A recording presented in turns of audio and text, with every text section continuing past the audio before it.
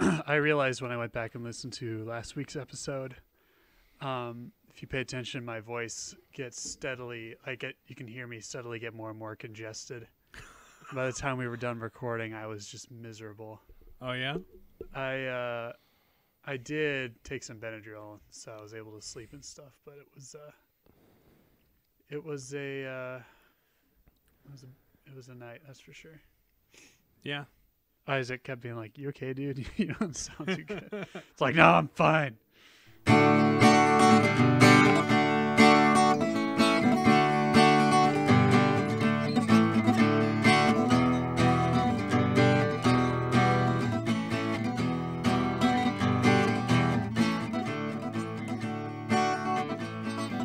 Yeah, that was only last weekend. This week is one of those dang it, it's only weeks, and yet it's still kind of going quickly. Like, it's already Wednesday, but dang it, it's only Wednesday.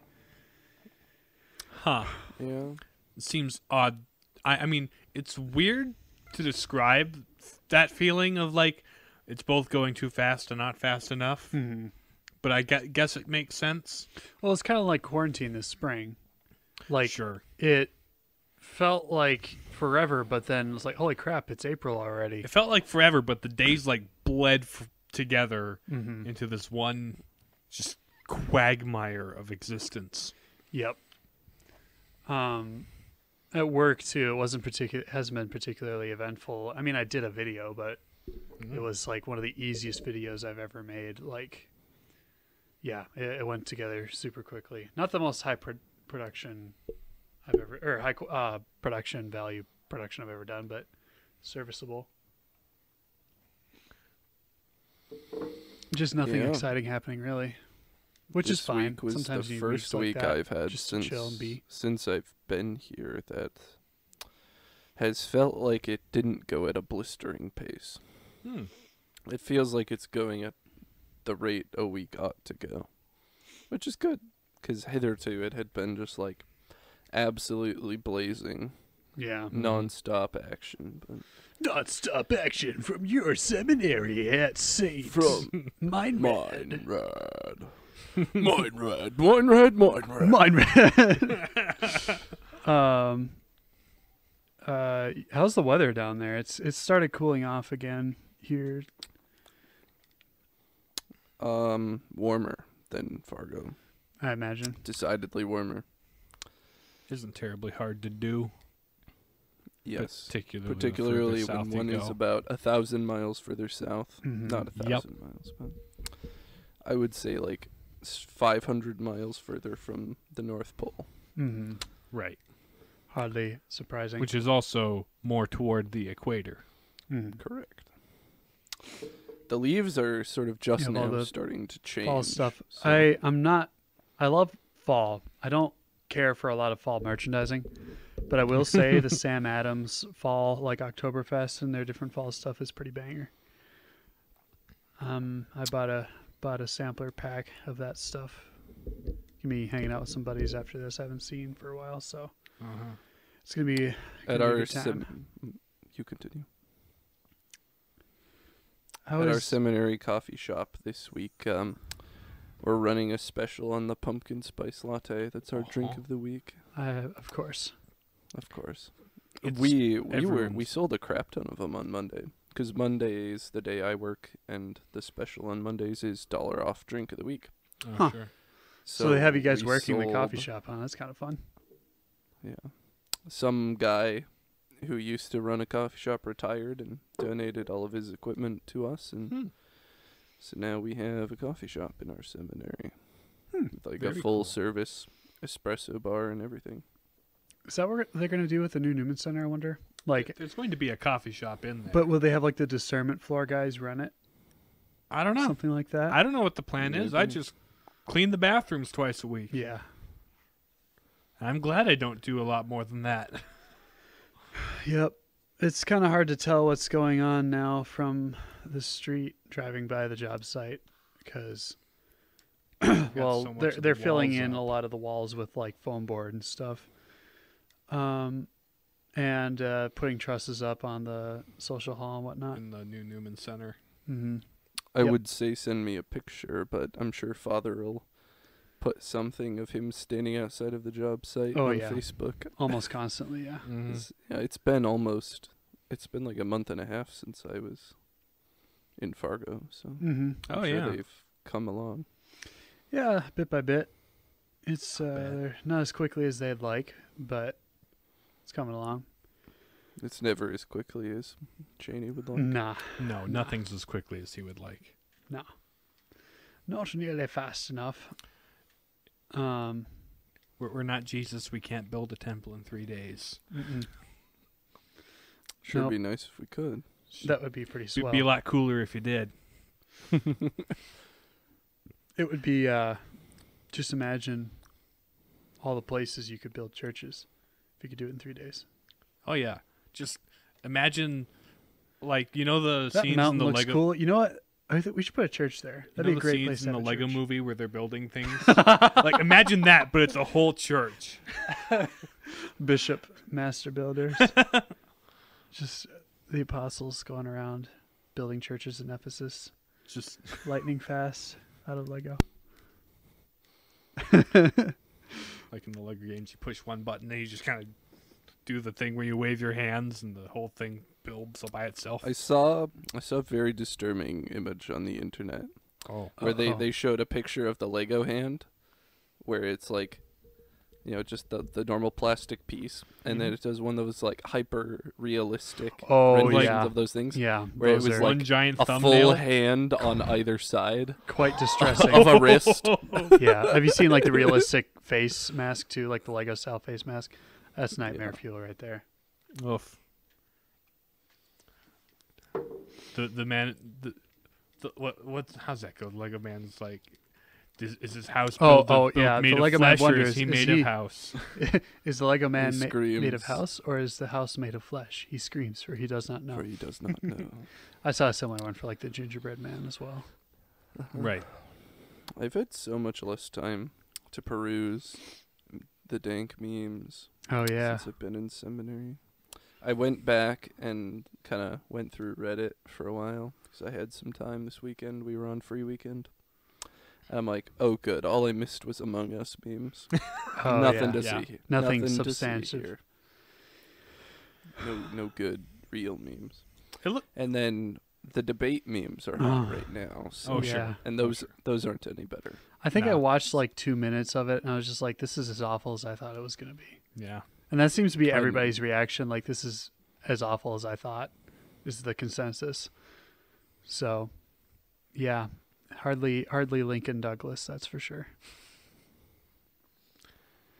Or heck, my supervisor was telling me about there used to be this old SNL sketch, where it's two politicians gradually getting more and more violent with each other until finally one of them shot the other. And that was kind of the sketch. And I was like, we're probably not all that far away from that. Maybe not actually killing each other. I mean, there were politicians that would actually challenge and shoot each other. but yeah, That's what happened to Alexander Hamilton. yeah. And on like the floor of the House, I think it was, there was like a guy who just like straight up took his cane and beat the crap out of another congressman. Yeah, crazy stuff. So like, things are crazy today, but we're forgetting the last 200 years. Like, crazier things have happened. It's a different brand of crazy. Yeah, it's a we should know better kind of crazy. It's 2020. Grow the heck up. Don't ever use the word smart around me. Oh my gosh.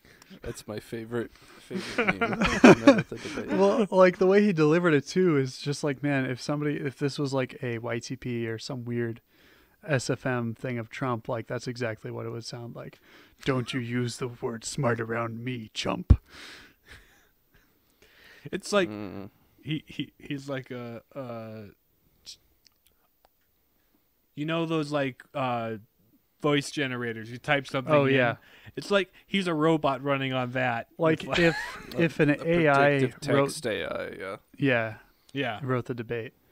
Speaking of AI, I tried. There's this thing called AI Dungeon where it's supposed to be like sort of Dungeons and Dragons style adventures, Like where a text adventure game. yeah, where you I've heard of text- this. Yeah, And and it's like based on like the user-generated content, like the prompts they put in and what they get and how they respond. It'll Yeah, and then you have to be learn. kind of careful about the kind of stuff you put in, or else it'll just kind of go on this weird loop. It'll because of the code or whatever, they're still Right. working on it. But it's kind of entertaining, the stuff that it'll churn out. I have seen videos on it and even given it a shot myself. and Yeah. It's somewhat kind of fun. I usually try to put in like the most ridiculous inputs just to see like how wacky it can get. But then like I imagine if you try to play it seriously, you could also get some Something decent. interesting results. Or it just gives you some jank answer back and you're like, wait, where did this come from? I just wanted to climb the tree. Yeah. I've Yeah. always been really interested in that sort of thing because, like, especially with things like SAO, where they have these super advanced AIs that basically auto-generate quests for you to do. Yep. Like, Mhm. is that a feasible thing? Well, Could you this like this very prototype thing? I with can see AI that within the engines next is- 10 years totally being a thing. Yeah, you Like- can totally refine that to the point where it can generate something coherent for you to do without writers having to write anything. make Sure. a true open world roguelike? Yeah, that would be incredible. It would be like massive and crazy, but really technically interesting.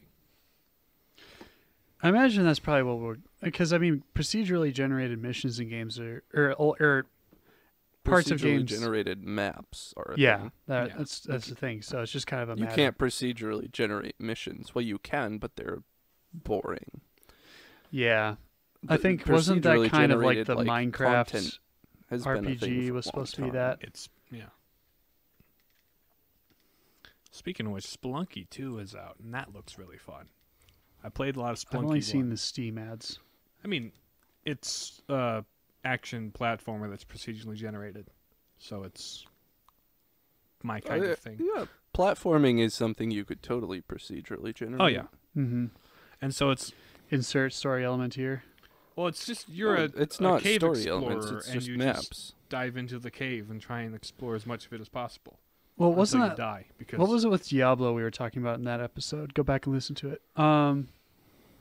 There was procedurally generated. dungeons? Dungeons. The maps, all of the maps are procedurally generated. Absolutely all of it in Diablo 2. Well, that there's was like- certain, What, 15 years ago? Longer? more like 20. Yeah, 20 years ago. Yeah, they had procedurally generated games on like the ZX Spectrum. Mm-hmm. So I mean, it's been around for a long time. Yeah. You know what else has been around for a long time? At this relatively point. speaking. At this point, yeah. Harry Potter. We are the Palladian Papists. I'm James. I'm Nathan. And I'm Riley. We're talking about Harry Potter. Yeah. I don't know That- much about Harry Potter. Yeah, I'm Beyond counting just on like random stuff I pick up. Harry Um, Pothead in the Chamber of Weed. Yeah. No, I'm counting on Potter on Puppet Riley Pals. to offer the most. Potter Puppet Pals is so fun. Yeah. Uh, Everyone talks about mysterious ticking noise, but there's Wizard Swears. There's is so my many personal other good favorite. ones. there are so many other good ones, but I feel like ticking noise is like the one that is Everybody the knows. most. Well, it's the easiest to get immediately. It like kind of cuts to the core of what Potter Puppet Yeah. Pals is. This is our episode on Potter Puppet Pals, a deep dive analysis into the Neil Caesariga puppet show. Oh, that's right. He did Neil that. Cicerega did that? Yeah, that I was didn't know that. he did. That's right. Wow. I forgot about that. It's funny. And, Internet legend Neil Cicerega. Oh yes. Anyway, so Personal favorite, Wizard Swears. Because this is a terrible power you must never use. And they immediately use it on Neville. Because he's the worst. Anyway. So this is a book series that got made into a movie. There are 7 books and J.K. 8 movies. Rowling. Yeah, J.K. Rowling. No comment on Originally her at the written time. On a napkin. The first chapter got written on a napkin at a restaurant or a coffee shop. Was that what I that thought it was Lord on of a the train on Beans the way reference home. was about? It was, It was something like It's that. basically an urban legend at this Could point. write a whole book on a napkin. She wrote the first chapter, is what I heard. But Anyway, so the book follows the titular character of Harry Potter, a orphan boy living with his An orphan boy living with his parents. No, his aunt and uncle and cousin, who are exceptionally mean to him. He lives in Dursleys. Yes. Vernon and Dudley and what's his wife's name? I forget.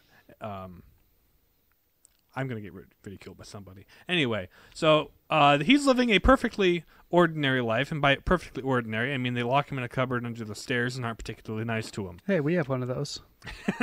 Nobody's living in We it. do. Yet. That we're willing to tell you about. Or anyway. So he's living this kind of miserable existence when one day he gets a mysterious letter in the mail that his uncle promptly throws away. They get another one, and he throws that one away. And these letters keep coming, and Harry's like, but I don't ever get mail. Can I please read my letter? And Uncle Vernon's like, no, we're going to run to a lighthouse so they won't be able to mail you a letter. But in the lighthouse, they get a letter hand-delivered to them by a very large man who's Hagrid. This bearded, half-giant guy. He's pretty cool.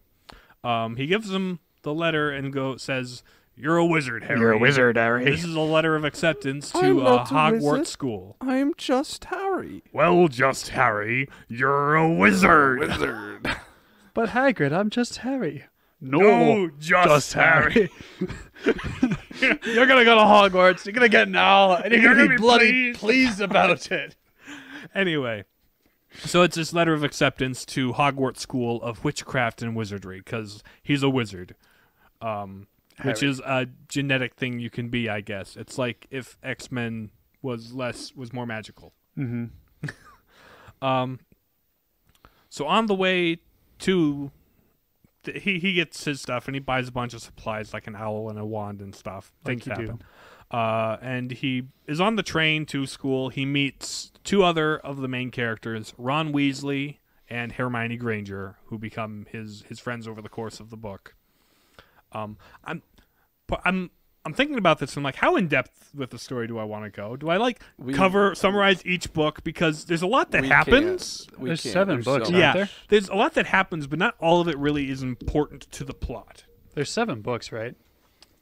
Yes, there are. Yes, And 8 there movies. We learn Let's over the do like the gradual, like the Overall. big picture arc. anyway. Because I feel like a lot of people are pretty familiar with this. Right. If you're not me. Well, we got the movies, so we can watch them. I also have the books. Right, yeah. there's Anyway, so we learn through exposition that Harry Potter. Okay, back even further than that. There was once a great evil wizard named Lord Voldemort, who nobody likes to say his name because it's a taboo thing. But he was this dark lord that rose to power and had a whole bunch of followers and was trying to take over the wizarding world and all the rest of the world along with it. And he was on a killing spree, killing a bunch of good witches and wizards and stuff. And next on his hit list was Harry's parents. So he goes into their house and murders his parents, but he can't manage to kill Harry. He tries the killing Baby curse Harry. on him. Baby Harry, like little tiny baby Harry who doesn't remember this. So he shoots the curse at him. It bounces back off of Harry, leaving him with a scar, and reduces Lord Voldemort to basically nothing, to like slink around in the shadows and try and slowly regain power. My buddy is broken by the Jedi. Basically Sauron after After the ring Chopped chops off his off. hand. Yeah. So yeah, Harry is this mysterious boy who lived. Nobody is quite sure why, except for the headmaster of Hogwarts, Dumbledore, who's this really old, slightly quirky, but also pretty intense guy when he wants to be. And so every year that Harry goes to Hogwarts, the wizard school, him and his friend Hermione and Ron get in trouble. They run into some follower of Lord Voldemort or Lord Voldemort himself in some form or another. And they beat him every year, because it happens. Over the course of the books, Voldemort gets brought back to life, and he starts rebuilding his army, and the good guys try and rally too. Over the course of the books, we meet a bunch of other characters, like a whole laundry list of characters. We'll talk about them more in depth a little bit later. Sure. At a certain point, we learn that... Well, it's actually said in the first book. that the reason Harry survived the killing curse was because of his parents' sacrifice. Particularly his mother. His mother's love and sacrifice for him is what protected him from the curse and what was truly the undoing of Voldemort. Mm-hmm. It was her sacrifice. And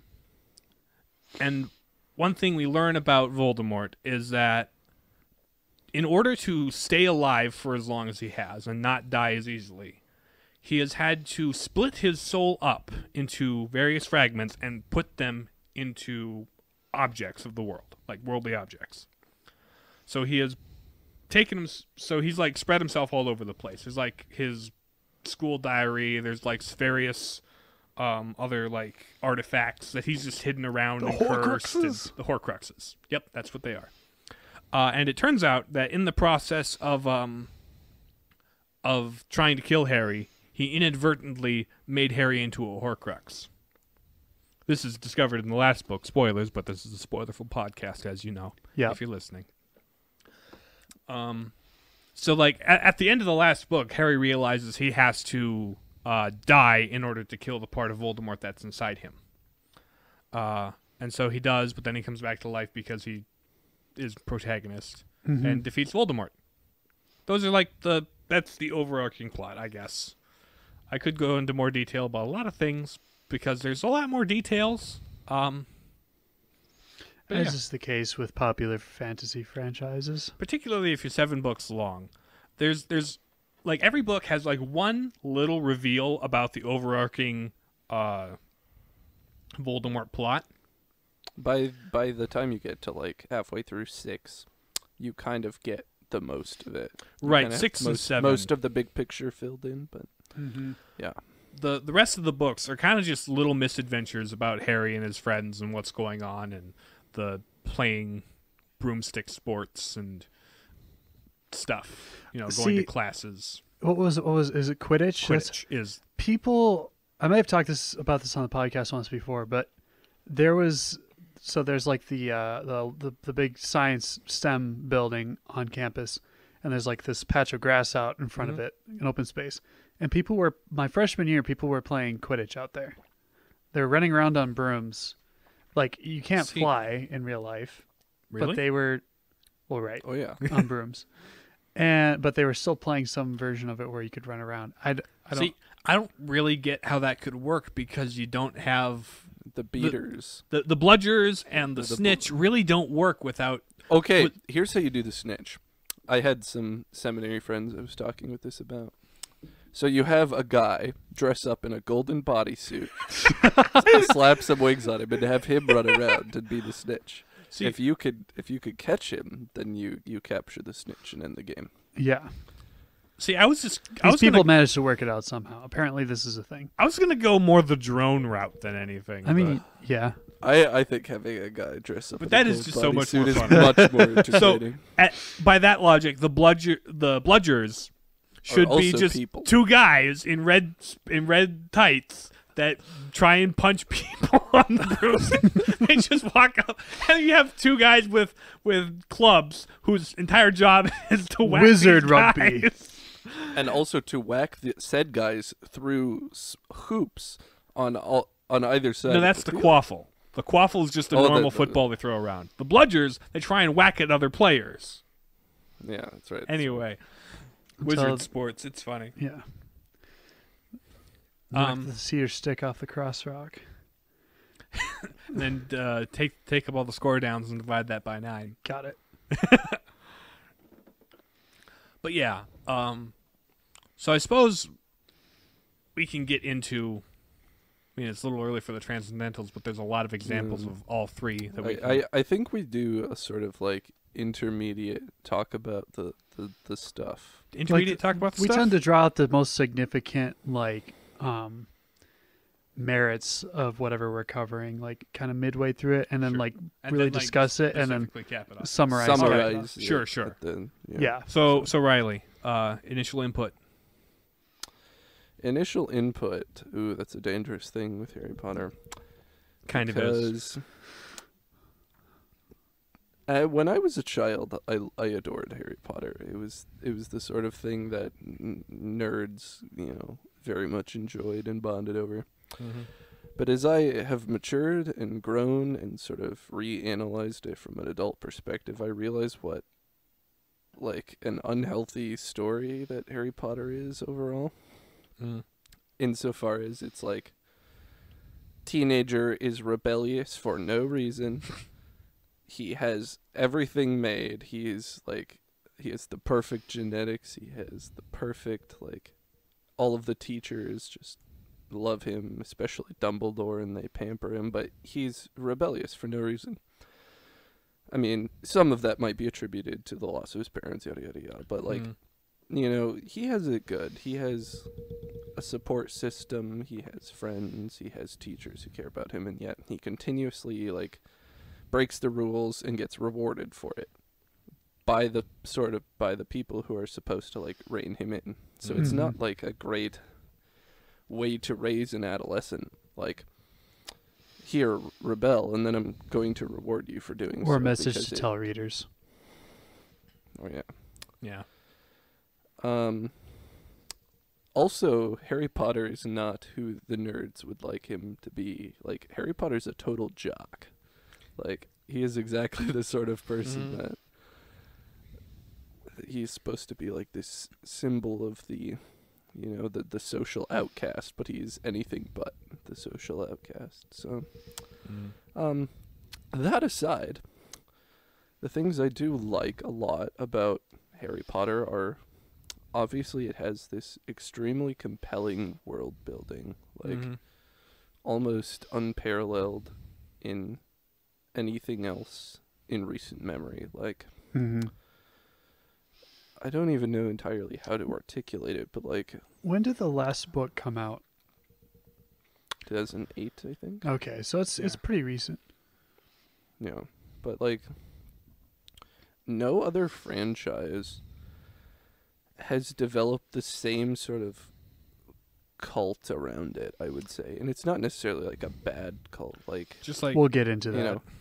The amount of people that LARP Harry Potter is so phenomenally large, and because this world feels so real and plausible and lived in. It's one of the greatest strengths that Harry Potter has, in my opinion. It's just what a thorough and convincing world that J.K. Rowling built. And how charming and magical, and I would want to be a part of this sort of thing. I've seen many a post about how I didn't get my letter to Hogwarts at age 11 type stuff. 'Cause y'all's muggles. Which is non-magical folk. That is the term that the wizards use. And Or- also, witch just means female wizard. Yeah. It does not mean a Wiccan. Yeah. They don't really. See, I was raised in a household where Harry Potter and actually, at one time, even Pokemon were considered demonic. So it was a no-go for us. I don't know how anyone could possibly consider Pokemon. I don't demonic. either. They're monsters. If they actually spent 2 seconds looking into what actually goes on, they would not think that. But similarly with Harry Potter, if you spend 2 seconds looking at it, you realize that they're just saying nonsense, sort of quasi-Latin words. Expelliarmus is a spell that expel your arms. It expels your wand from your hand. That's the whole thing. So it's just pseudo-Latin English. That's all it is. They're not actually saying demonic incantations. Yep. Now, some people would have you believe. Not to say that some people who are into Harry Potter may also be attracted to different occult things, but that's not causation. I don't think that's the point of Harry Potter. And the other thing is the world of Harry Potter builds it in such a way where if you can't do magic, you can't do magic. Mm-hmm. It's not like you have to sell your soul to somebody to do this thing. It's just a thing about your genetics. an There ability, is yeah. nothing you can do to get magic if you don't have it. Also, there's still like the good versus evil element to it. Oh, absolutely. There's like very, very black, very good and evil. Very. I mean, you've got Lord Voldemort, who, very classic good versus evil stories, and a lot of the depiction of like mythical creatures and stuff stays pretty in line with like traditional good versus evil. The dragons are like big monsters. Hero's Journey stuff. Right. I would disagree with that point. I don't think it is remotely Hero's Journey-esque. Because Harry Potter is purported as a character that has no flaws. Oh, more sure. Or less. He's really Aside not from set up angst. to grow. He really does not grow as a person much through the series. Everybody around him grows. I mean, Yes. Hermione and Ron have a very distinct arc that is kind of fun to watch unfold. And like, you look at Severus Snape. He's a really pretty well put together character. The potions master. Yes. Hello. It's Alan Rickman. So there's there are several really interesting, pretty deep characters. As Harry isn't particularly one of them. Yeah. Which is an interesting choice for a main character, not to really have them be. Harry Potter was originally created as a Christian allegory, so... Really? I mean, yeah, it surely was. J.K. Rowling is on record saying as much. Interesting. Interesting. Well, because there's the whole Considering dying it and coming back to life thing. Well, yeah, Yeah. that is the thing. a classic trope. He Referential. sacrifices himself in order that Voldemort might be defeated. It's pretty obvious. He has to die in order for him to be defeated. That's yeah. So, So he's sort of set up as this Jesus figure. With obvious flaws in that Albeit construction flawed, but, yeah. that I have discussed. But mhm. it's pretty clear that he is sort of set up to be this character that is not someone who grows a lot in the course of the story. Yeah, he just goes through several phases of angst. That is the most growth he gets.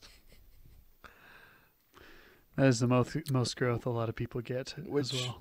he starts at 11 and ends at 18. So Yes. obviously there's the whole of adolescence in there. Which is probably part of what made it popular. A lot of the people that first read it were about his age when the first book came out. And so like the people who grew up with the series kind of grew up with Harry, so there was a lot of that relatability. So when Harry's going through a specific phase in life, the people who grew up with it were reading it at that phase in their life. So that's one reason it's connected with a lot of people. It's timing. It's a generational thing. I mean, there was a lot of good fiction that came out when we were kids. Like you had Harry Potter, you had Aragon, you had Series of Unfortunate Events, and then there's like There's a whole lot of others, like smaller, lesser-known series. A kid who spent most of his days at the library, at the public library like me, knows about, but your average person probably wouldn't recognize. Artemis Fowl's around that time too. We should do an episode It on was. that book series We when I should. can get Which one? Artemis Fowl. Artemis Fowl. Can I yes. get you to read it Yeah. because we're not going to make you watch the movie on Disney Plus. I wasn't intending to. Good, because I I paid for it and you haven't paid for me back, so I forbid it. It's against the rules.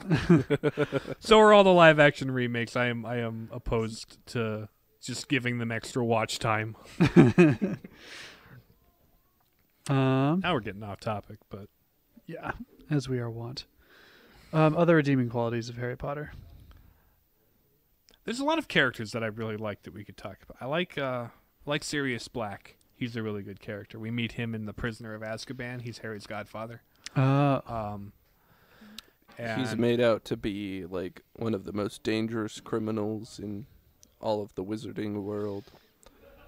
But he is, like Harry, just very dramatically misunderstood, you know. But he actually is. Like, Mhm. He has very Unlike Harry, altruistic- who's just like, you just don't understand me. Where this Don't guy's like, understand. it's like they'll never understand. No, because Sirius Black was friends with Harry's dad along with a couple other people, and when he was framed for joining Voldemort and killing a bunch of people when it was actually another one of their friends that betrayed them. Yeah. And Peter Pettigrew is another character that kind of goes through a little bit of an arc, a redemptive arc toward the end, where he's this really cowardly guy who only sided with Voldemort because he was afraid of him, and that's why he killed a bunch of people and blamed it on Sirius, and then hid as a rat for 15 years. In as Ron's pet. So yeah, and Peter Pettigrew is part of he's like the main guy that helps bring Voldemort back from the dead, and then like at the end of the series, as Harry's like escaping from somebody's basement that kidnapped friends or something, they're escaping, and Peter Pettigrew catches them on the way out, and what happens is he's given the option of, he obviously could catch Harry and turn him into Lord Voldemort, not literally turn him into, but Right. Hand him over. But hand him over to Lord Voldemort. But instead, it's a little bit convoluted because he has like the silver hand because he cut it off to sacrifice Lord Voldemort, and it's kind of a sign of his dedication thing. Huh. But instead, he can't bring himself to deliver Harry to Voldemort, so instead the silver hand ends up strangling him. Oh. So he kind of redeems himself by not turning Harry in, but it's also his, like, The debt must be paid sort of thing. pretty much, yeah. Interesting. So there's a lot of little character moments with a bunch of different characters. I also Snape, really like Neville. I was about to Neville's a ask good about character. Neville. We can a talk really- about Snape first. Yeah, because Snape, over the course of this series, he is not a very likable character. He doesn't like The Harry at all. potions master. He is set up to be like a soft antagonist. In fact, it's funny because And later on, he's set up to be like an actual antagonist. particularly after he kills Dumbledore. It's funny because like every book there's like a thing that's going on at Hogwarts, and Harry's always like, "Oh, it's got to be Snape. We don't like Snape, so it's probably him." Or it's this other mean kid, Draco Malfoy. Like every year he goes back and forth between pointing fingers between these two. Anyway, so Snape is actually really loyal to the good guys, and Dumbledore, he just really doesn't like Harry Potter. But he is also worked as an undercover Death Eater. They're what Voldemort's servants were called. They're like his army. So he's kind of undercover as a Death Eater in the later books. And it's kind of revealed that he has a very sad backstory, which kind of ties his fate to Harry's in a way. Because he was in love with Harry's mother. What's Harry's mother's name? Lily. Lily, that's her name. So when they met in school, he was really into Lily, but Harry's dad ended up with her. And James, by the way. James Potter. That's his name. Nice. Thank you. James. They're like somewhere in there, and I couldn't quite reach the names. I knew them, but yeah. So anyway, James and Lily Potter got married, and Snape was a sad boy. But when they died, he promised himself that for Lily's sake, he would look after Harry, even if he looks way too much like James, and he really doesn't like him. Mm-hmm. So there's like this kind of tragic twist to the character at the end, where he does end up dying for Harry, for the love of his mother, and this kind of, it's interesting. Some pretty good stuff. Sort of a bittersweet redemption Also, arc. he killed Dumbledore because Dumbledore wanted him to. Because he didn't want another Malfoy Malfoy to do it, because that would mess Malfoy up. Why was Malfoy going to kill him? Because Voldemort, told him to. Ah. And he's like, well, I don't want to make him mad at me, so I won't. So you wanted to talk about Neville? Yes, I like Neville. Let's talk as a about character. Neville. Neville's good. I don't want to. Yeah, Neville is one of the characters that I think really comes into his own over the course of the series. In the first book, he's this like scatterbrained, inept kind of almost comic relief character, wherein he like has this ball that helps him remember where stuff is, but he loses that all the time. So he's just like, I identified a lot with Neville as a child because it's exactly how I am. But, you know, as time goes on, he really starts to take his growth and development seriously, and he matures a lot and grows into a role of leadership and sort of finding his niche, what he's good at, and, you know, running with that instead of trying to be, you know, what everyone else is. Mm-hmm. There's a lot of things about Harry Potter that talk about adolescence in a decent way. You know, sort of like I'm taking a human development class right now, and I'm seeing a lot of those things where it's like the fundamental task of adolescence is establishing an identity. So like Mm-hmm. as a person distinct from your parents that sort of correlates to your peers but isn't totally one of them. And I think that's really exemplified well in Neville, because he's part of the Gryffindor house. There's 4 houses in Harry Potter that sort of like The bracket schools. you into your personality. All of the Gryffindors are just brave and courageous and various other qualities like that. The Ravenclaws are studious and intelligent, and they're the smart kids. And Hufflepuff are Well, they're Hufflepuff. The airheads. Slytherin is ambitious and Yes. racially superior, apparently. But Hufflepuff is everything that those guys aren't. They're just where the rest of the kids go. They're quite loyal, you know. They're not the Yes. brightest out Yes. there, but they'll put out for you. So They're good Yeah. spots. he's sort of put forward as this like, oh, you should have been put into Hufflepuff because you're just a moron, you know. You're not brave, you're not courageous. But over time, he sort of demonstrates why he was put into. Well, because Gryffindor. they're picked by like the Sorting Hat, right? Which house they're gonna end up in. And They So- have some degree of influence over where that, because they can communicate with the Sorting Hat. Say like, Right. oh, I've always wanted to be Gryffindor. It's like, well, I thought you might have been a better Slytherin, but you know, okay, we'll let you into Gryffindor. Mm-hmm. Mm-hmm. But no, Neville develops his kind of Gryffindor identity, I suppose. He grows into this leadership and courage role to the point where in the final battle against Voldemort, he can. There's like an artifact called the Sword of Gryffindor, which he can pull from the Sorting Hat if he's a true Gryffindor. It's a great character moment that it builds up to. That spoken out of context like this is like, yeah, it's a thing he does. But no, the point is pulling the Sword of Gryffindor out of the hat is In a pretty context, cool it's thing super for him. powerful. Yes, it is actually. Yeah. Cool. Well then, truth. What elements of truth can we pull out of it?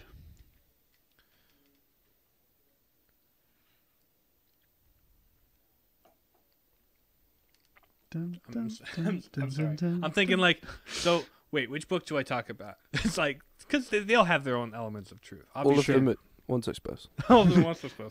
No, well, there's your classic good versus evil fighting the villain Mhm. who embodies this embracing the dark magic and stuff Yeah. like that. Yep. Who literally loses his soul because of it. But also the power of sacrifice, like the power of sacrifice. It's what saved Harry and what caused Harry to defeat Voldemort in the end. Was this And the different people sacrificing themselves for him. right? It's this saving power of self-sacrifice, in a very Christ-like way. Mhm. He kind of does pull from that. So I think that's one of the main recurring themes. I mean, Sirius Black in the third book dies in a battle helping defend Harry Potter and his mission. Dumbledore sacrifices himself for the good of the mission. Like there's like so much sacrifice, particularly in the last two or three books, that it's a very common theme. I suppose that sort of bleeds into goodness too, but what are some other elements of goodness? Some other elements of goodness I feel like there's a lot of, because it's 7 books long and there's a whole bunch of characters, a lot of them are allowed to be given like attention to their relationships with other people. At the core, Harry, Ron, and Hermione, their friendship grows throughout the series. It's not always the most well-written or well-developed friendship, but they're always there for each other in the end. There's a lot of teenage angst and squabbly things they do, but in the end, they're solid, fast friendship. Like Harry has this real brotherhood with Ron Weasley, and Hermione's kind of the rock that keeps the two boneheads centered on task. Something intelligible. Right. Hermione is kind of the classic book smart. Very studious young lady. So I think the main friendship between the three of them is one of the is something I like about the series. It's kind of an example of goodness. Then there's a bunch of other characters that are just really genuine. Neville, his growth and his development, really good stuff. Luna Lovegood. Like, she's kind of this out there outcast who just kind of feels like she's in a different dimension most of the time, but like they befriend her and she becomes a really solid friend, and like so they bring her into their circle of friends, and they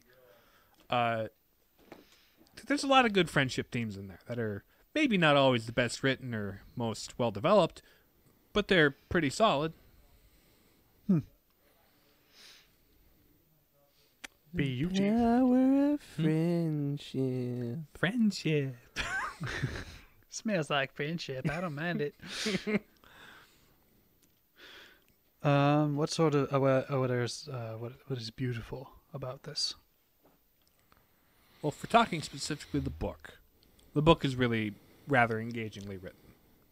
It is pretty easy to get into. It's a young adult series, right? So right, it's they're pretty accessible. fairly accessible to read, and they're engaging and they're fun. If we're talking the movies, it varies by movie. The quality of the effects and the lighting and the costuming and stuff. It's all most of the time it's pretty good, but sometimes it's like, this is slightly cheaper than the other ones. But movies overall are pretty decent. They're visually the soundtrack, the first two movies, John Williams. He wrote the classic Harry Potter theme, and it kind of his stylistic influences. Well, because it's good stuff. So, and even when other people take up the torch, because it's not all the same director and not all the same film score writer, but they draw influence from John Williams' work, and I'm a huge fan, as we have established on this podcast several times over. Were the books kind of written contemporaneously as the movies came out? The books were still in production while the movies were, but the movies took a lot longer to finish. Right. So the first 3-4 books had come out when the first movie came out, and then the movies came out at a slow enough pace that the books were able to stay 2 books ahead. Gotcha. And then they made the 7th book in 2 parts. So that's right. Because the last book came out in 2018, and I feel like the last movie came out last in book 20. Did not came out in No, 2008. I mean 2008. But the last movie came out in 2014 or something like that. Yeah, it was relatively recently. Or at least it feels that way. I think it was, I don't know, more like 2012. 2012. I don't think I was in high school yet. I feel like in everyone's mind, Daniel Radcliffe will forever be Harry Potter. Yeah, it might. And that's why he has done almost no film acting since. He did a bunch of like underground indie stuff. The classic the meme of theater him wearing. stuff. Now You See Me Too. Oh He's yeah, the antagonist.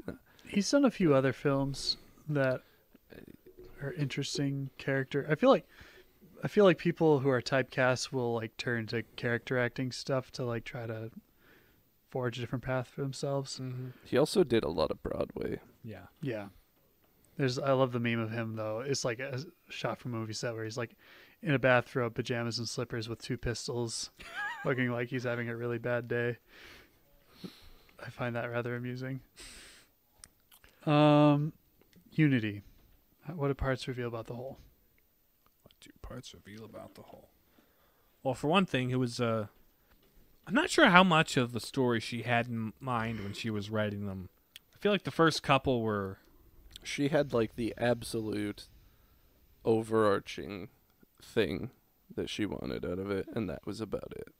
And it was just, she kind of made up how Everything they got else there. It was almost Tolkien-esque insofar as she like sort of explored the world as she was writing it. Mhm. She didn't have a preconception of what it was going to be until she put pen to paper. Mhm. But that is something about it. The world it builds is very cohesive. Not always the most logical because magic. And It it's is like definitely a soft magic system. Right. It's not. very very prone to plot holes. It's like, if you could do that 3 books ago, why don't you do it now? Yeah. But also, it's always fun what she comes up with, what the story comes up with. So, but I think like everything feels at home in the world of that she's built. So like the Harry Potter world is really, I don't know, maybe not the most unifying factor of all of it, but it's good.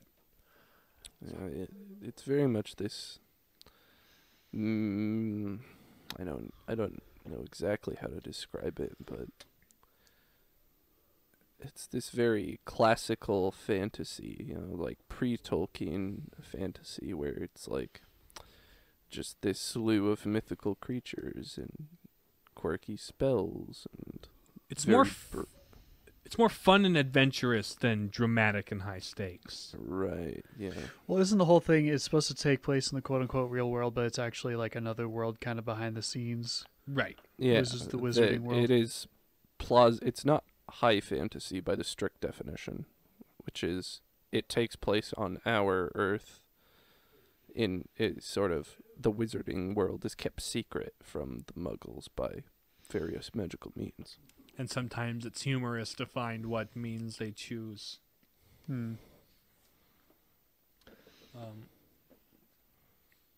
Yeah. Cool.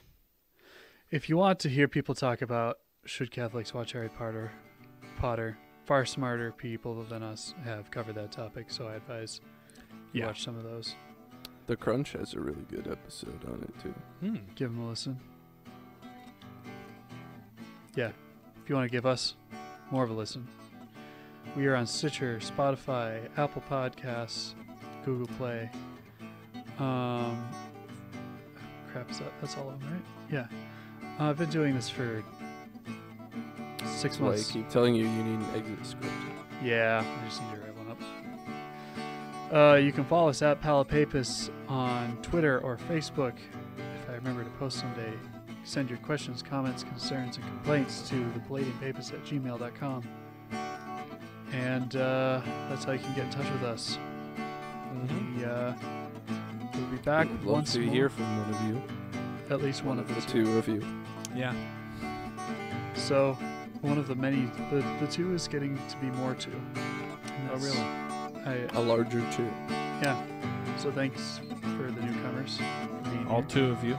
We appreciate it. And you'll hear us again next week on the Blading Papers podcast. Later. Bye. Au revoir.